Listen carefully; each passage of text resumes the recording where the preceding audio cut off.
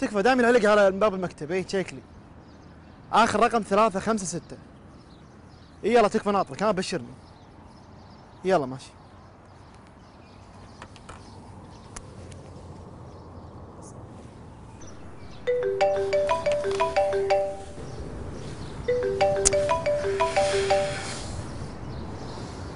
الو، هلا يمه. مشغول الحين، مو وقته. كلمي محمد، انا مشغول. يلا يلا باي. ما اقدر يلا.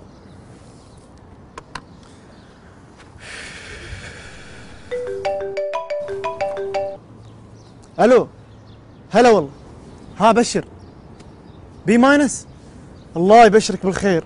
اوف، والله اني محظوظ، ما شلون طلعت منها الماده هذه. اي يبا، لك البشاره لك البشاره. اي خلاص ماشي ماشي. اليوم العزيمه، اليوم ان شاء الله. يلا اخيرا. صدق انك محظوظ.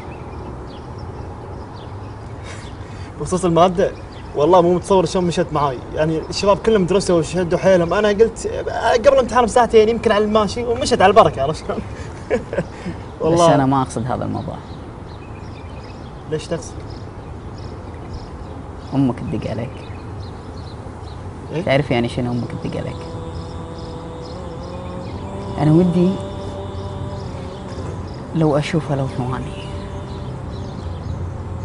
فما بالك اسمع صوتها. تدري لو اسمع صوتها يمكن ما اسد التليفون، خليها تسولف وتسولف ساعات. يمكن انت ما تحس باللي انا احس فيه الحين، بس لحظة راح تمر عليك، لحظة تفهم اللي انا قاعد اقصده الحين. وقتها ما راح تستانس ولا تفرح انك جبت بي بالمادة، بالعكس راح تفرح اللي دق عليك طلبات ما تخلص، طلبات ما تخلص. تدري لو أمي عايشة سميها؟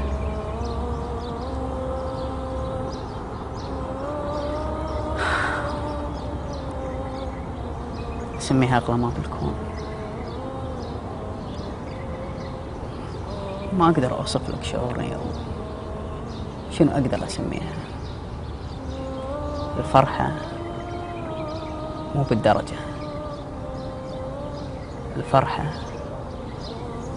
إن أمك دقت عليك. أنا بعطيك نصيحة واحدة بس. أنا عندي باب من أبواب الجنة تسكر، أنت لحق على بابك قبل لا تسكر، بعد عمر طويل إن شاء الله.